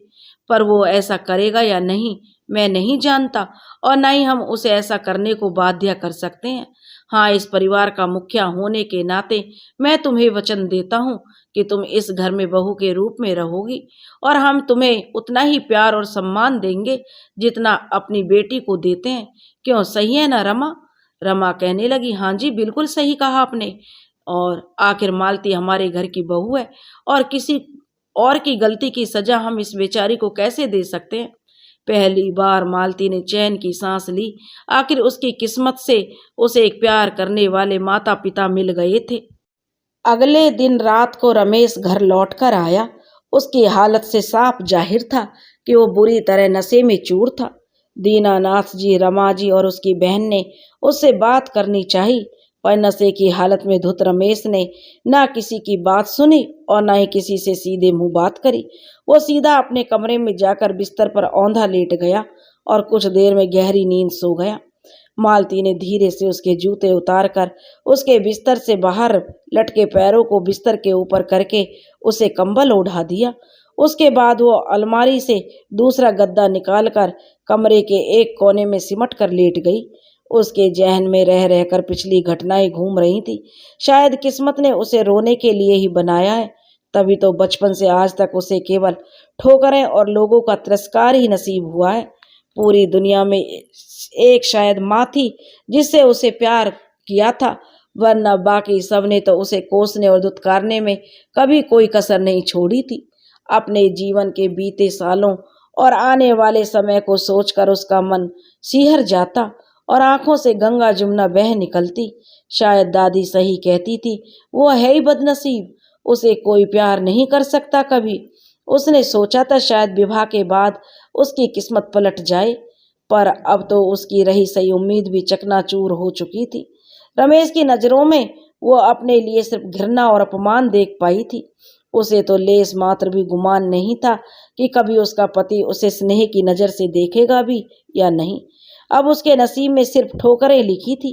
यह तो उसके सास ससुर की भल मनसाहत थी कि उन्होंने सब कुछ जानने के बाद उसे दोषी नहीं माना और उसे अपनी बहू स्वीकार भी कर लिया। पर क्या रमेश कभी उसे अपनी पत्नी का दर्जा देगा या नहीं? अगर उसने अपने माता पिता की मर्जी के खिलाफ जाकर उसे घर से निकाल दिया तो क्या होगा? कहाँ जाएगी वो? क्या करेगी? यही सब बातें सोचते सोचते जाने कब उसकी आंख लग गई। सुबह खिड़की से आती रोशनी और पेड़ों पर चहचहाते पक्षियों की आवाज से मालती की आंख खुल गई। सामने बिस्तर खाली पड़ा था। शायद रमेश उसके जागने से पहले ही उठकर जा चुका था। अपनी बेबसी और बेचारगी पर मालती का दिल किया कि वह फूट फूट कर रो पड़े, पर कब तक? उसे समझ आ गया था रमेश की नाराजगी उसे शायद हमेशा हमेशा ही झेलनी पड़ेगी और वो पत्नी होते हुए भी कभी उसकी पत्नी शायद नहीं बन पाए। इसी ऊहापोह में उसने जो अपना बिस्तर समेट कर अलमारी में रखा और फिर जल्दी से तैयार होकर नीचे रसोई में अपनी सास का हाथ बटाने पहुंच गई। उसके लिए भी ये एक बहुत बड़ा सहारा था कि उसकी सास ससुर ने उसे स्वीकार कर लिया था। कहीं ना कहीं रमेश भी अपने स्वभाववश फिर अपने माता पिता की इज्जत की खातिर दुनिया को दिखाने के लिए ही सही शादी का रिश्ता निभा रहा था। धीरे धीरे दिन गुजरने लगे। मालती ने अपने मृदु स्वभाव के कारण सास ससुर का जो प्यार जीत लिया था, साथ ही साथ पूरे घर का जिम्मा उठा लिया था। उसके सास ससुर उसके निपुण और गुणी होने की हमेशा भूरी भूरी प्रशंसा करते। समय के साथ साथ मालती को उन दोनों ने अपने माता पिता नजर आने लगे और वो भी जी जान से उनकी सेवा में जुट गई। रमेश का रवैया उसके प्रति नहीं बदला, अलबत्ता वो तो मानो उसके लिए था ही नहीं। वो रोज सुबह सुबह ही घर से निकल जाता और फिर देर रात को शराब के नशे में धुत लौटता। उसने घर में तकरीबन सभी से बातचीत करना बिल्कुल छोड़ दिया था। कोई जरूरत होने पर ही वह केवल अपने माँ बाप से ही बात करना पसंद करता था। अव्वल तो वह हर समय शराब पिए रहता, पर यदि किसी दिन नहीं भी पी होती तो हमेशा मालती से दूर रहता, कभी उसकी बातों या सवालों का जवाब नहीं देता। जीवन ऐसे ही चलता जा रहा था। मालती ने उसकी घृणा के साथ जीना शुरू कर दिया था। हाँ, उसे अभी भी उम्मीद थी शायद एक दिन उसका पति उसे अपनी ब्याहता का मान स्वीकार कर ले। रमेश अक्सर ऑफिस के काम के सिलसिले में बाहर दूसरे शहरों में जाता रहता था। जब वो बाहर कहीं जाता तो मालती पलंग पर ही सो जाती थी, पर रमेश के सामने वो हमेशा जमीन पर अपने कोने में बिस्तर लगाती थी। आज भी रमेश इलाहाबाद काम के सिलसिले में गया हुआ था और कहकर गया था वह 1-2 दिन में वापस आएगा। सुबह से मौसम ठंडा और बारिश वाला हो रहा था। मालती ने काम जो घर का निपटाया और सासू माँ के पैर दबाने चली गई। आज उसका सर थोड़ा भारी हो रहा था और बदन भी टूट रहा था। जो ही उसने रमाजी के पैर दबाने शुरू किए, उन्होंने झट से उसकी कलाई पकड़ ली और बोली, बेटी तेरे हाथ तो काफी गर्म लग रहे हैं, लगता है तुझे बुखार है। तो वह कहने लगी, नहीं माँ जी, बस यूं ही थोड़ी थकान सी है, सोऊंगी तो ठीक हो जाऊंगी। तब रमा जी ने मालती का माथा छूकर कहा, नहीं, तुम्हें सच में बुखार है, और हाथ से देखते हुए बोली और उसे दवा दे दी और बोली, से खाकर सो जाओ, सुबह अगर ठीक नहीं हुआ तो डॉक्टर के पास चलेंगे। मालती उनकी बात मानकर अपने कमरे में आ गई। बुखार की वजह से उसका पूरा बदन टूट रहा था। जल्दी से दवा लेकर वो सो गई। क्योंकि रमेश को तो आना नहीं था, इसलिए पलंग पर ही कंबल ओढ़कर सो गई। दिन भर की थकान और मौसम का असर था कि कुछ ही देर में उसे गहरी नींद आ गई। रात करीब 10 बजे घर की घंटी बजी। उमा जी ने उठकर दरवाजा खोला। सामने नशे में धुत रमेश खड़ा था और रमा जी बोली, अरे बेटा, तू आज ही लौट आया, क्या हुआ, तुम तो रुकने वाले थे 2 दिन। तो उन्होंने रमेश से पूछा तो रमेश ने कहा, नहीं माँ, काम आज ही निपट गया। फिर ऑफिस की गाड़ी वापस आ रही थी तो मैं भी वापस आ गया। रमेश ने कहा। तो उसकी माँ ने पूछा, अच्छा कुछ खाएगा क्या? तो रमेश बोला, नहीं आप जाकर सो जाओ, हम लोग रास्ते में ही होटल पर रुककर खाना खा लिए थे। मुझे जोर से नींद आ रही है, मैं भी सोने जा रहा हूँ। रमेश ने कहा और लड़खड़ाता हुआ अपने कमरे की तरफ चल दिया। उसकी पलकें नशे की वजह से बंद हुई जा रही थी। उसने कमरे में आकर उसने जैसे तैसे बाहर के कपड़े उतारे और फिर बिस्तर पर जाकर लेट गया। कुछ नशे की अधिकता और कुछ यौवन का उन्माद। उस रात अनजाने में रमेश और मालती का प्रथम मिलन हो गया। नशे की गिरफ्त में रमेश न जाने उसे किन किन नामों से पुकारता रहा और मालती उसके लिए तो सब इतना अचानक था कि उसे समझ ही नहीं आ रहा था कि विरोध करे या स्वीकार। अंत में उसने एक बार खुद को किस्मत के हवाले कर दिया। वैसे भी रमेश ने उसकी सहमति तो मांगी नहीं थी, ना ही अपना अधिकार जताया। बस यह तो महज दो जिस्मों का मिलन था, जहाँ एक नशे में चूर था और दूसरा केवल मजबूर। हालातों के बाद मालती को समझ आ गई कि उसका पति न केवल शराबी था बल्कि साथ ही साथ वो जिस्मों के बाजार का सौदागर भी था। मालती सारी रात आंसू बहाती रही और जाने कब सो गई उसे पता ही नहीं चला। अगली सुबह एक बार फिर मालती के जागने से पहले ही रमेश जा चुका था। अगली सुबह धूप खिली हुई थी, ऐसा लगता था मानो रात को कोई तूफान आया ही ना था। मौसम खुला खुला था और बहुत ही खुशगवार था। पिछले रात की हरारत और जो मालती का जो रोम रोम टूट सा रहा था, क्योंकि उसे बुखार था। उसे अभी तक समझ नहीं आ रहा था कि वह रोए या हंसे। गलती से ही सही, उसे उसके पति ने उसका अधिकार तो दे दिया, पर फिर ऐसा लगता था जैसे उसने कोई चोरी की हो। वो उठकर नहा धोकर सबसे नजरें चुराती सी रसोई घर में रोज के कार्यों में व्यस्त हो गई। काम करते करते भी उसका ध्यान कल रात पर चला जाता। उसके जीवन में यह क्या घटना घट रही थी। कभी वह खुश होती तो कभी दुखी होती। ईश्वर के जाने उसके भाग्य में क्या लिखा है। रमेश कभी उसको माफ करेगा उस गलती के लिए जिसे करते हुए मालती का जमीर कभी उसके साथ था ही नहीं। कितनी असहाय थी वो दादी के सामने, अपने पिता के सामने, जिनके लिए उनका अस्तित्व एक बोझ से ज्यादा कुछ नहीं था। और फिर ससुराल, जहाँ उसके पति उससे सिर्फ इसलिए नफरत करता है कि उसके साथ विवाह में धोखा किया गया। और आज उसके पति ने पहली बार उसे छुआ, पर ये वो क्या जानता था कि वो उसकी पत्नी है, या फिर आज भी उसके लिए वो बाजारू शरीरों का पर्याय थी। आज दिन भर मालती के मन में यही सवाल उमड़ते गुमड़ते रहे, जिनका उसके पास ना तो कोई उत्तर था, ना कोई ऐसा इंसान जो उसे उनके सवालों का उत्तर ढूंढने में मदद कर पाता। ले दे के कुछ सूखे आंसू थे जो बिन बादल बरसात की तरह कभी भी उसके दामन को भिगो जाते थे।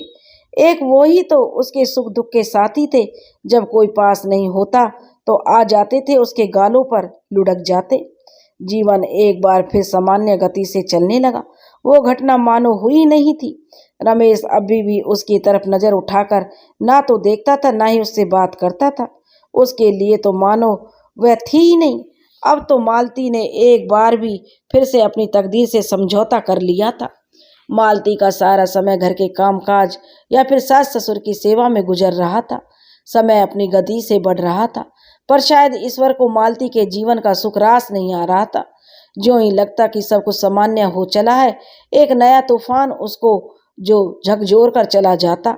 हर बार वो तूफान से तितर बितर होती, टूटती जाती, बिखर जाती, फिर दोबारा से अपने आप को खड़ा करने की कोशिश करती। पर शायद इस बार नहीं। इस बार का तूफान उसे जड़ से उखाड़ने ही आया था। एक दिन दोपहर के समय मालती और रमाजी खाना खाने बैठी तो अचानक मालती को उबकाई आनी शुरू हो गई। वो तुरंत नाली की ओर भागी, जैसे उल्टी सी आ रही हो, पर उल्टी आई नहीं और थोड़ा सर चकराने लगा। उसे समझ नहीं आ रहा था कि ये क्या हो रहा है। वो नाली के पास अपना सर पकड़कर कुछ देर बैठी रही। कुछ देर बाद जब कुछ सामान्य हुआ तो वह वापस आकर खाना खाने आई। उसे देखकर जो हैरानी और हमेशा उसकी संवेदनशील सास बजाय उसका हाल पूछने के मंद मंद मुस्कुरा रही थी। उसे देखकर बड़ा अजीब महसूस हुआ। वो सवालिया निगाहों से रमाजी को देखने लगी। उसकी सास अभी भी धीमे धीमे मुस्कुरा रही थी। तो वह कहने लगी, माँ जी, उसने पूछने के लिए जैसे ही मुंह खोला था, रमा जी ने मुस्कुराते हुए कहा, बेटा मुझे लगता है तेरा पैर भारी हो गया है। पर कैसे, कब? तुमने तो मुझे बताया ही नहीं। तुम्हारी और रमेश की कब सुलह हुई? खैर जाने दे, पति पत्नी के बीच की बात है, मुझे क्यों बताने लगी तू? अगर जी अभी भी मिचला रहा है तो थोड़ा आम का अचार मुंह में रख ले, अच्छा लगेगा। यह सब तो ऐसे समय में ही होता है। और आज से अपना ख्याल ज्यादा रखना, कोई बोझ नहीं उठाना, चिंता मत करना, उदास भी मत रहना। कल रमेश को बोलकर तुझे डॉक्टर के पास ले चलूंगी। रमा जी की खुशी उनके मन में समा नहीं रही थी। आने दे रमेश को, आज कान खींचूंगी उसके। कहते कहते वो उठकर दूसरे कमरे में चली गई, जहां दीनानाथ जी आराम कर रहे थे, और झटपट खुशखबरी उन्हें भी उसने सुना दी। मालती को कुछ समझ नहीं आ रहा था कि कैसे पूरी सच्चाई उन दोनों को बताए, कैसे समझाए क्या हुआ था, कैसे कहे कि उनका बेटा आज भी उससे उतनी ही नफरत करता है जितनी पहले दिन से की।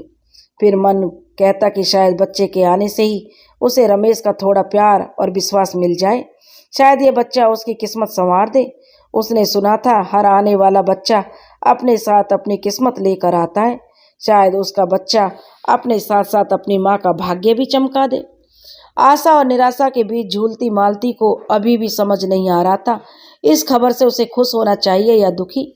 इस बीच दीनानाथ जी ने आकर उसे बधाइयां दी और बहुत सी हिदायतें दी। उनकी वाणी में एक पिता का स्नेह और एक दादा का प्रेम उमड़ रहा था। मालती को इस बात से बहुत सकून था कि उसके सास और ससुर उसे अपनी बेटी की तरह मान देते हैं। अब तो बस इंतजार था उसके पति रमेश का, और एक उम्मीद भी थी। उस दिन सारा दिन दीनानाथ जी और रमा जी मालती को समय समय पर सलाह देते रहे, उसकी कुशल क्षेम पूछते रहे, तरह तरह की ताकीद करते नहीं थक रहे थे। दोनों के शरीर में गजब की चुस्ती फुर्ती नजर आ रही थी। दोनों को इस बात को लेकर अति प्रसन्न थे कि उनकी वंशवेल आगे बढ़ रही है। दोनों लोग बेताबी से रमेश के आने का इंतजार कर रहे थे। मालती का मन आशाओं और निराशाओं के बीच झूल रहा था। कभी मन कहता अच्छा होगा तो कभी मन आशंकित हो उठता। ना जाने रमेश इस समाचार पर क्या प्रतिक्रिया दे। शाम होने को आई। 3 जोड़ी निगाहें बड़ी बेताबी से घर के मुख्य द्वार पर टिकी हुई थी। शाम को चाय पीते पीते रमाजी ने ऐलान कर दिया कि आज का खाना सिर्फ वो ही बनाएगी। मालती के लाख कहने पर भी उन्होंने उसकी कोई भी मदद लेने से साफ इनकार कर दिया। वो आज बड़े चाव से अपने बेटे के लिए उसके मनपसंद का खाना बनाना चाहती थी, साथ ही बहू पर भी अपने प्यार की वर्षा करने को आतुर थी। आखिर बरसों की उसकी चाहत जो पूरी होने वाली थी। उनके घर में उनके पोते या पोती की किलकारियां गूंजने वाली थी। सच्ची कहा है, मूल से ज्यादा सूद प्यारा होता है ना। ये कहावत आज उन्हें चरितार्थ होती हुई दिखाई दे रही थी। रमाजी बड़े चाव से मटर पनीर की सब्जी बना रही थी, पूरी रायत और खीर बनाकर रखी थी। आज वो रमेश का इंतजार कर रही थी खाने पर। दीनानाथ जी भी बेसब्री से अपने बेटे का इंतजार कर रहे थे।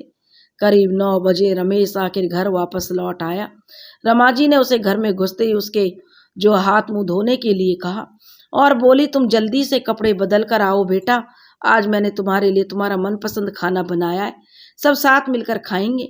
अच्छी बात यह थी कि आज रमेश शराब पीकर नहीं आया था। जल्दी ही सब लोग खाने की मेज पर आ जुटे।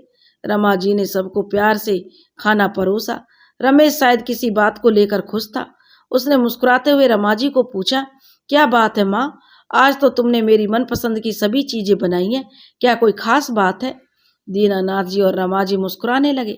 रमा जी बोली, अरे तुम खाना तो खाओ, कितना समय गुजर गया साथ बैठकर खाना नहीं खाया, तेरी शादी के बाद शायद। कहते कहते वो रुक गई। अचानक माहौल थोड़ा गंभीर हो गया। रमेश भी खाना खाते खाते रुक गया। तब दीनानाथ जी बोले, बेटा तू खाना खा ले, उसके बाद बात करते हैं। आप दोनों मुझसे पहेलियां क्यों बुझा रहे हो? रमेश ने कहा, बताओ क्या बात है, मैं बहुत थक गया हूँ, नींद भी आ रही है। तो दीनानाथ जी बोले, अच्छा अच्छा, पहले तो खीर तो खा, देख इसमें तेरी माँ ने तेरी पसंद के खूब सारे मेवे भी डाले हैं। तो रमेश बोला, नहीं, पहले मुझे बताओ ऐसी क्या बात है जो आप दोनों इतने खुश नजर आ रहे हो? तब रमाजी बोली, अच्छा बताती हूँ, बहुत बड़ी खुशखबरी है, इस घर में एक नया मेहमान आने वाला है। मेहमान आने वाला है? ये कौन सी खुशखबरी हुई? रमेश कहने लगा। तो रमा जी बोले, अरे बुद्धू, इतना भी नहीं समझता, बहू का पैर भारी है और तू बाप बनने वाला है। रमेश कहने लगा, क्या बकवास कर रही हो माँ, ऐसा कैसे हो सकता है? मेरा और उसका तो आज तक कोई रिश्ता ही नहीं है। जरूर यह किसी और के साथ मुंह काला करके आई होगी। रमेश गुस्से से भड़क कर बोला, पता नहीं किसका पाप पेट में ले आई है। मैंने तो आज तक उसको कभी हाथ भी नहीं लगाया और मेरा इससे कोई नाता भी नहीं है। वो बोला, बस किसका पाप हमारे मत्थे मर रही है, वो लगभग चीखते हुए बोला। जी, ये आपका ही बच्चा, मालती हकलाते हुए बोली। रमेश बोला, खबरदार जो अपनी पाप की औलाद को हमारे मत्थे मढ़ने की कोशिश की। रमेश की आंखों में शोले बरस रहे थे। रमा जी और दीनानाथ जी हैरान से उन दोनों की बातें सुन रहे थे। रमेश दांत पीसता हुआ बोला, गलती की जो तुझे आज तक इस घर में रहने दिया। तुझे तो पहले ही दिन घर से बाहर निकाल देना चाहिए था। धोखेबाज हो तुम। पहले शादी में धोखा दिया और अब किसी की नाजायज औलाद को इस घर का बच्चा बताकर हमारे मत्थे मढ़ना चाहती हो। खैर, जो तब नहीं किया आज कर दूंगा। तुझे अभी धक्के मारकर घर से बाहर निकाल देता हूँ। ना रहेगा बांस, ना बजेगी बांसुरी। इतना कहते ही रमेश झपट कर मालती की ओर बढ़ा और उसे झटके से खड़ा करके दरवाजे की ओर घसीट कर ले जाने लगा। तभी दीनानाथ जी, जो अब तक मूर्ति की तरह खड़े सारा माजरा देख रहे थे, जल्दी से खड़े हुए और झपट कर रमेश को रोकने की कोशिश करने लगे। पर रमेश के सिर पर तो मानो जुनून चढ़ा हुआ था। उसने दीनानाथ जी को जोर से धक्का देकर मालती को दरवाजे तक घसीटना जारी रखा। अचानक लगे धक्के से दीनानाथ जी संभल नहीं सके और उनका सर सामने रखे फ्रीज के पास रखी मेज के कोने से टकरा गया। उनके सर से खून का फुहारा छूट गया और वो भर भरा कर जमीन पर धराशायी हो गए। यह देखकर रमा जी चीख कर अपने पति की तरफ बढ़ी। उनकी हृदय विदारक चीख सुनकर रमेश भी चौंक पड़ा और मालती को छोड़कर अपने पिता की तरफ भागा। दीनानाथ जी के सिर से खून का एक जो फुहारा बह रहा था। देखते ही देखते दीनानंद जी के ऊपर बेहोशी छाती जा रही थी। इससे पहले कि कोई कुछ कर पाता, उनके प्राण पखेरु उड़ गए। उनकी थमती नब्ज को देखकर रमेश उनके पास ही धम से बैठ गया और उसके पास ही रमा जी भी एक जड़वत मूर्ति की तरह होकर बैठी थी। बहुत देर बाद मालती खुद को संभाल कर अपने सास ससुर के पास आई। उसने रमा जी को जैसे ही हाथ लगाया, उनका शरीर भी निस्तेज एक तरफ लुढ़क गया। उस रात दो लोग एक साथ अनाथ हो गए। एक बार फिर मालती के सर से माँ बाप का साया उठ गया और साथ ही साथ उसका घर भी उससे छिन गया। बहुत देर तक दोनों दीनानाथ जी और रमा जी की निष्प्राण देह के पास बैठकर चुपचाप आंसू बहाते रहे। बहुत देर बाद जब मालती की आंखों से आंसू सूख चले तो उसने उठकर अपने स्वर्गीय सास ससुर के पैर छुए और घर का दरवाजा खोलकर बाहर निकल आई। किस्मत की एक नई ठोकर ने आज फिर उसे दर दर की ठोकर खाने को मजबूर कर दिया था। रात के अंधेरे में वो बदहवास सी बढ़ी चली जा रही थी। उसे ना अपने तन की फिक्र थी और ना इस बात का ज्ञान कि उसे कहाँ जाना है। बस उसके मन में एक ही चिंता थी कि उसके अंदर पल रही नन्ही सी जान का अब क्या होगा। रात गहरी अंधेरी थी। उस पर आसमान में काले काले बादल छाए थे। रह रहकर बिजली किरौंद रही थी। बादलों की गड़गड़ाहट से वातावरण की चुप्पी भंग हो रही थी। मौसम का यह रुख देखकर इंसान तो क्या, जानवर ही दुबक के सो गए थे। पर मालती को तो जैसे होश ही नहीं था। वो चुपचाप किसी मशीन की तरह चली जा रही थी। उसे तो यह तक भी होश नहीं था कि उसके पैरों में चप्पल तक भी नहीं है। रह रहकर सड़क के जो पड़े कंकड़ उसके पैरों में चुभ जाते, पर उसे तो जैसे कुछ महसूस ही नहीं हो रहा था। शाम की घटनाओं ने उसके दिलो दिमाग पर कुछ ऐसा असर डाला था कि उसकी सोचने समझने की जो और महसूस करने की क्षमता मानो खत्म हो गई थी। वो बस अंधेरी रात में बढ़ती जा रही थी। कहाँ जाना है, किधर जाना है, क्यों, कैसे, उसे खुद पता नहीं था। अचानक आसमान से सबर का पैमाना भी छलक पड़ा और कब से हुए रुके हुए बादल बरसने लगे। ऐसा लगता था मालती के सूखे आंसुओं की जगह अब आसमान ने ले ली थी। अब मालती की जगह विधाता स्वयं ही उसकी दास्तान पर आंसू बहा रहा था। रही सही कसर तेज हवाओं ने पूरी कर दी, जो साए साए चलकर प्रकृति के इस विलाप में उसका साथ दे रही थी। फिर भी मालती इस सब से बेखबर बस बढ़ती जा रही थी। अचानक रोशनी का एक सैलाब मालती के चेहरे से टकराया और अगले ही क्षण ब्रेक के घिसने और टायरों की घिसावट से और एक जोर के झटके से मालती को छिटकाकर सड़क पर गिरा दिया। तभी उसमें से एक व्यक्ति निकला और बोले, यह क्या था जो अचानक सामने आ गया। किसी महिला की चीख सुनाई दी। कार कसमसा कर बीच सड़क पर रुक गई और ड्राइवर सीट से जो फुर्ती से एक अधेड़ उम्र का व्यक्ति वर्षा और तूफान के शोर में चीखता हुआ बोला, तुम बैठी रहो, मैं देखता हूँ कौन है, लगता है कोई जंगली जानवर है। इतनी तेज बारिश में, तूफान में कुछ ठीक से दिखाई भी तो नहीं दे रहा। सामने सड़क के बीच में मालती बेहोश पड़ी थी। वो व्यक्ति तेजी से बढ़कर मालती के पास आया और झुककर उसकी नब्ज देखी, फिर तेजी से मुड़कर कार की दूसरी तरफ गया जहां पर एक अधेड़ महिला थोड़ा सा शीशा खोलकर बाहर का जायजा लेने की कोशिश कर रही थी। कार के पास पहुंचकर उसने ऊंची आवाज में कहा, सुनो राधा, यह कोई महिला है, पता नहीं आधी रात में कहां से सामने आ गई। तुम जल्दी बाहर निकलो, इसकी सांसें चल रही हैं और ज्यादा चोटें भी नहीं लगी हैं, पर शायद डर की वजह से बेहोश हो गई है। मेरी मदद करो, इसको गाड़ी में डालते हैं और तुरंत हॉस्पिटल ले चलते हैं। वह महिला बोली, ओके, मैं आती हूँ। दोनों जल्दी से बेहोश मालती को कार की पिछली सीट पर डाला और फिर कार को ग्लोव बॉक्स से कुछ मरहम की पट्टी निकालकर उसके जख्मों पर बांध दिया। खून बहना बंद हो गया था और शायद एक्सीडेंट के झटके से मालती अभी भी बेहोश थी। दोनों मियाँ बीवी बारिश में पूरी तरह भीग चुके थे। दोनों झट से गाड़ी में बैठे और महिला ने मुस्कुराते हुए अपने पति से कहा, चलो डॉक्टर विशाल, अब जरा ध्यान से गाड़ी चलाना। तो डॉक्टर विशाल मुस्कुराते हुए बोले, पर यार मेरी कोई गलती नहीं थी। एक तो बारिश और तूफान और अंधेरी सड़क, अचानक से ये महिला मोड़ पर सड़क के बीचों बीच सामने आ गई। ब्रेक लगाते ही टकरा गई। तो वह कहने लगी, अच्छा अच्छा, अब जल्दी जल्दी हॉस्पिटल पहुंचो ताकि इसको इलाज मिल सके और हमको कुछ सूखे कपड़े और एक गर्मा गर्म कॉफ़ी। देखो तूफान भी थमने लगा है और मुझे तो भाई ठंड लग रही है। अगले 1 घंटे में डॉक्टर विशाल की कार उनके बड़े से चैरिटेबल हॉस्पिटल के कंपाउंड में दाखिल हो चुकी थी। मालती अभी भी बेहोश थी। दोनों पति पत्नी ने उसको ड्यूटी वाले डॉक्टर के हवाले करके हॉस्पिटल के पीछे बने बंगले की ओर चले गए। घर पहुंचकर दोनों मालती के बारे में तरह तरह की अटकलें लगाते रहे, पर कुछ समझ नहीं आया कि इस अंधेरी तूफानी रात में यह अनजान महिला शहर से दूर जंगल में क्या कर रही थी। बहुत देर बाद बात करने के बाद जब कुछ समझ में नहीं आया तो दोनों थक हार कर सो गए। अगले दिन सुबह करीब 8 बजे डॉक्टर विशाल और राधा तैयार होकर हॉस्पिटल आ गए। दोनों ने उस अनजान महिला से मिलने के लिए बहुत ही उत्सुक थे। ड्यूटी डॉक्टर ने उन्हें बताया कि उसको ज़्यादा चोटें नहीं लगी हैं, पर फिर भी काफ़ी खून बह जाने की वजह से वो काफ़ी कमजोरी महसूस कर रही थी और उसी ने बताया कि वो महिला गर्भवती भी थी। दोनों एक दूसरे को देखकर जो ईश्वर का शुक्र मनाने लगे कि उस महिला को कोई ज़्यादा घातक चोट नहीं लगी। डॉक्टर विशाल ने ड्यूटी डॉक्टर से पूछा, क्या उस महिला ने अपना नाम पता बताया? क्या उसके परिवार वालों को खबर कर दी या नहीं? इस पर ड्यूटी पर जो डॉक्टर था उसने नामे से हिला दिया और बोला कि कमजोरी की वजह से मैंने उस पर ज़्यादा बात नहीं की। अब तक वैसे भी उसे अभी थोड़ी देर पहले ही होश आया है। मैंने उसके ब्लड सैंपल लेकर लैब भिजवा दिए हैं टेस्ट के लिए। सोचा आपके सामने ही बात करना ठीक होगा। डॉक्टर साहब, क्या पुलिस को इन्फॉर्म कर देना चाहिए? डॉक्टर ड्यूटी ने पूछा। तो वह कहने लगे, अरे नहीं नहीं, पहले हम उससे बात कर लेते हैं, फिर सोचेंगे पुलिस को इन्वॉल्व करना है या नहीं।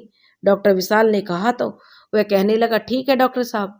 राधा बोली, आओ चलो उससे पूछते हैं। उसके मन में बहुत से सवाल उमड़ रहे थे और उन्हें यह सुनकर जरा भी आश्चर्य नहीं हुआ कि वो गर्भ से है, क्योंकि उनकी अनुभवी निगाहों ने तो रात ही भाप लिया था। मालती को एक प्राइवेट रूम में रखा गया था। बहुत से डॉक्टर्स को कमरे में आता देखकर वो थोड़ी सकपका कर बैठने की कोशिश करने लगी, पर बदन कमजोरी था तो उसने उसका साथ नहीं दिया। डॉक्टर राधा ने बढ़कर जो उसे बड़े प्यार से उसके कंधे पर हाथ रखा और बोली, अरे नहीं नहीं नहीं, तुम आराम की तुम्हें सख्त जरूरत है, तुम लेटी रहो। उनका मधुर और मीठा स्वर मुस्कान देखकर मालती थोड़ा आश्वस्त हुई और आंखें बंद करके लेट गई। फिर डॉक्टर राधा फिर बोली, मुझे बताओ अब तुम्हें कैसा महसूस हो रहा है? तो वह बोली, जी ठीक लग रहा है, पर सर चकरा रहा है। तो डॉक्टर राधा ने पूछा, अच्छा तुम्हारा नाम क्या है बेटी? तो वह आंखें मूंदे मूंदे ही बोली, मालती। जी मेरा नाम मालती है। तो डॉक्टर राधा ने कहा, अपने घर का पता बताओ, तुम्हारे पति का नाम बताओ, हम उन्हें खबर कर देंगे, वे तुम्हारे लिए परेशान होंगे, डॉक्टर विशाल ने कहा। तो मालती ने धीरे से अपनी आंखें खोली और उसकी नजरें डबडबाई हुई थी। फिर वह धीरे से बोली, जी मेरा कोई घर नहीं है, ना ही इस दुनिया में मेरा कोई है। तब वे कहने लगे, नहीं बेटा, ऐसा नहीं कहते, मुझे लगता है तुम्हारा जरूर अपने पति से झगड़ा हुआ होगा, हमें बताओ जरूर, वो तुम्हें लेकर परेशान होंगे। डॉक्टर राधा ने भी बोला, हाँ हाँ बेटा बताओ। तब वह कहने लगी, नहीं डॉक्टर साहिबा, आप नहीं समझ पाओगी मेरा सच। अब इस दुनिया में कोई मेरा सच में नहीं है। कहकर मालती ने एक बार फिर से अपनी आंखें बंद कर ली और उसके गालों पर आंसुओं का सैलाब जो बह निकला। डॉक्टर विशाल ने धीरे से अपनी पत्नी राधा के कंधे पर हाथ रखकर इशारा किया। उनका इशारा समझकर डॉक्टर राधा मालती के कमरे से बाहर निकल कर आई और अन्य डॉक्टर भी उनके पीछे पीछे कमरे से बाहर आ गए। राधा के मन में सवालों के कई बवंडर उठ रहे थे, पर शायद अभी उस दुखी महिला को परेशान करना ठीक नहीं रहेगा। वक्त गहरे से गहरा जख्म भर देता है। आज नहीं तो कल मालती का दुख, उसकी तकलीफ जरूर कम होगी। उन्हें पूरा यकीन था कि जरूर पति पत्नी के बीच कुछ मनमुटाव के चलते वो इस अवस्था में घर छोड़कर निकल पड़ी। कुछ ही दिनों में उसे अपना घर, अपना पति की याद आएगी और वो खुद ही उन्हें अपने पति या परिवार वालों को खबर करने के लिए बोल देगी। तो वह कहने लगी, हेलो राधा, तुम कहाँ खो गई हो? डॉक्टर विशाल कहने लगे, चलो राउंड पर। तो चलना ही है। डॉक्टर विशाल की मुस्कुराती हुई आवाज ने राधा को उसकी विचारों की दुनिया से बाहर निकाल दिया और वह झेपते हुए बोली, हाँ हाँ चलो जी, जा तो रहे हैं और कदम तो चल ही रहे हैं, पर देख रहा हूं कि तुम्हारा ध्यान अभी भी मालती में अटका हुआ है। डॉक्टर विशाल ने कहा तो राधा कहने लगी, आपने सही कहा, मुझे उसकी आंखों में बहुत दर्द झलकता हुआ दिखाई देता है। पता नहीं क्या सहा है उसने, शायद दहेज के लिए परेशान किया गया होगा या कुछ और, वरना एक शादीशुदा लड़की जिसकी कोख में उसके पति का बच्चा पल रहा हो, यूं तूफानी रात में सुनसान सड़क पर अकेली क्यों होगी? डॉक्टर राधा ने एक गहरी सांस भरते हुए कहा, हाँ शायद बहुत दुख झेले हैं बेचारी ने। चलो अभी तो अपना काम निपटा लें, अभी तो वो कहीं जा नहीं रही है, 4-5 दिन तक आराम से उसे पूछ लेंगे। डॉक्टर विशाल बोले, हाँ यही सही रहेगा, चलो अब थोड़ा काम कर लें। राधा ने अपने कदमों में थोड़ी तेजी भरते हुए कहा। हर रोज सुबह शाम राधा डॉक्टर कम से कम एक बार मालती से मिलने जरूर जाती थी। मालती की हालत में लगातार सुधार आता जा रहा था। अस्पताल की संतुलित व पौष्टिक खुराक ने शीघ्र ही उसकी शारीरिक कमजोरी को दूर कर दिया। अब वह सुबह शाम घूमने लग गई। अस्पताल में हुए टेस्टों से पता चल गया कि उसकी कोख में पल रहा भ्रूण भी बहुत ही सामान्य रूप से विकसित हो रहा है। करीब 1 हफ्ता हो चुका था मालती को अस्पताल में आए हुए। उसके और राधा के बीच एक अनकहा सा एक आत्मीय संबंध पनपने लगा था। फिर भी अभी तक उसने राधा को अपने बारे में अधिक कुछ नहीं बताया था। जब भी राधा उससे उसके अतीत या घर वालों के विषय में कुछ पूछती तो वह बस रो पड़ती और कहती, मेरा इस दुनिया में कोई नहीं है। आज मालती को अस्पताल से छुट्टी मिल गई। अब उसके सामने एक बड़ा सवाल खड़ा हो गया कि वो अपनी कोख के बच्चे को लेकर कहाँ जाए। ससुराल और मायका तो पहले ही खो चुकी थी, नाते रिश्तेदार भी नाम के थे, कोई भी शायद उसे पनाह ना दे। ऐसे में वो क्या करेगी, कहाँ जाएगी, कैसे गुजर बसर करेगी? ऐसे न जाने कितने सवालों के सांप उसे डस रहे थे। उसके उठे हुए फन कुचलने के लिए उसके पास कोई रास्ता या कोई हथियार नहीं था। ऐसे में एक बार फिर डॉक्टर राधा उसके लिए एक सहारा बनकर खड़ी हो गई। डॉक्टर राधा ने उससे पूछ लिया, अब बताओ मालती, अब तुम पूरी तरह से स्वस्थ हो? क्यों ना मैं तुम्हारे पति या परिवार वालों को खबर कर दूं, वो आकर तुम्हें ले जाएं। इस बार मालती रोई नहीं, पर उसकी आवाज का भारीपन सबको महसूस हो रहा था। वह बोली, डॉक्टर आंटी, अब मेरा इस दुनिया में कोई ठिकाना नहीं है। मेरे मायके वालों ने मुझे से उसी दिन रिश्ता तोड़ दिया जिस दिन मेरी शादी हुई, और ससुराल में अब केवल मेरे पति हैं जो मुझसे इतनी नफरत करते हैं कि उन्हें इस बात से भी इनकार कर दिया कि मेरी कोख में पलने वाली संतान उनकी नहीं है। यह एक लंबी कहानी है, बस इतना समझ लीजिए, इस संसार में अब मेरा और मेरी कोख के बच्चे का कोई परिवार नहीं है, ना ही कोई रिश्ता है। तो डॉक्टरनी राधा बोली, तुम अब कहाँ जाओगी? मुझे लगता है शायद तुम्हारे और तुम्हारे पति के बीच कोई झगड़ा हो गया होगा, जिस वजह से तुम गुस्से में अपना घर छोड़ दिया होगा तुमने, पर यह तो बहुत गंभीर मामला है। डॉक्टर राधा ने कहा, तुम ऐसा करो, फिलहाल के लिए तुम मेरे पास मेरे घर चलो। हमारे बंगले में एक आउट हाउस है जिसमें कोई नहीं रहता, मैं तुम्हारा वहां रहने का इंतजाम कर देती हूँ। तो वह कहने लगी, पर डॉक्टर आंटी, आपके पहले ही मुझ पर कई एहसान है, मैं कैसे इन सबको उतार पाऊंगी? मुझे जाने दीजिए, मैं कुछ ना कुछ इंतजाम कर लूंगी। मालती कहने लगी।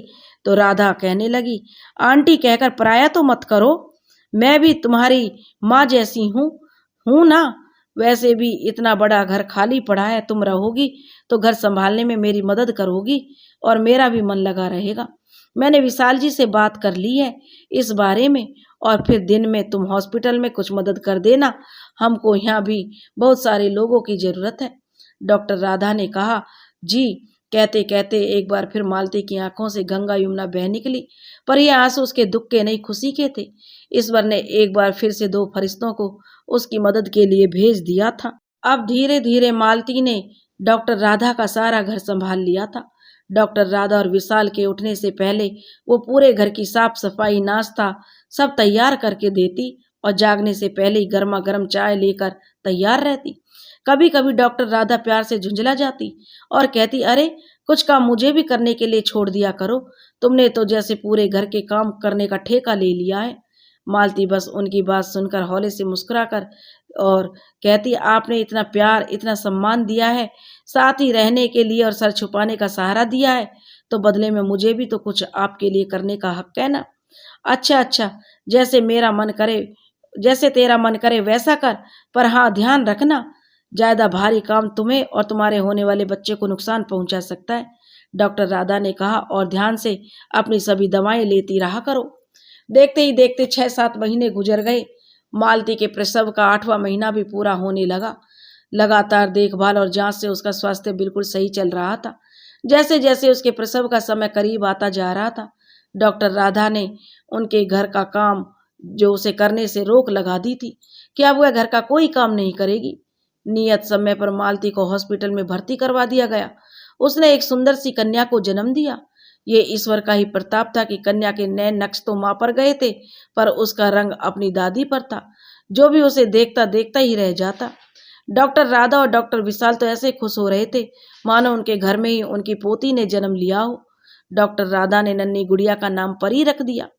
परी के आने से मालती का तो पूरा जीवन ही बदल गया। अब वह सारा समय या तो घर की देखभाल में जाता या फिर परी को संभालने में। उसने अपने जीवन के सारे दुखों को समेटकर परी में ही अपनी दुनिया बसा ली थी। डॉक्टर राधा ने धीरे धीरे मालती को हॉस्पिटल में नर्सिंग का काम सिखाना शुरू कर दिया। उसके कुशल नेतृत्व में मालती शीघ्र ही नर्सिंग के सारे कामों में निपुण हो गई और डॉक्टर राधा की असिस्टेंट के रूप में हॉस्पिटल में काम करने लगी। वक्त पंख लगाकर उड़ता चला जा रहा था। नन्ही परी धीरे धीरे बड़ी होकर हो रही थी। उसकी मधुर मीठी वाणी, जो मनमोहक मुस्कान हॉस्पिटल के हर छोटे बड़े कर्मचारी को मंत्रमुग्ध कर देती थी। डॉक्टर राधा और डॉक्टर विशाल सहित वह पूरे हॉस्पिटल की चहेती बन गई थी। डॉक्टर राधा के प्यार ने मालती के दिल में सारी ग्रह खोल दी थी और उसने अपने जीवन को पूरी तरह उन्हें सुना दिया था। डॉक्टर विशाल और डॉक्टर राधा ने मालती और परी को अपने परिवार का हिस्सा बना लिया था। अब धीरे धीरे परी बड़ी होती जा रही थी। उसकी स्कूली शिक्षा और कॉलेज की पढ़ाई पूरी हो गई थी। अब वह डॉक्टर की पढ़ाई कर रही थी और उसके पति रमेश ने कभी भी मालती को खोजने की कोई कोशिश नहीं की। और आज डॉक्टर विशाल और डॉक्टर राधा बेचैनी से हॉस्पिटल के लॉन में चहलकदमी कर रहे थे। थोड़ी देर में डॉक्टर विशाल की चमचमाती कार हॉस्पिटल के प्रांगण में प्रवेश कर गई। दोनों ही तेज कदमों से कार की तरफ बढ़े।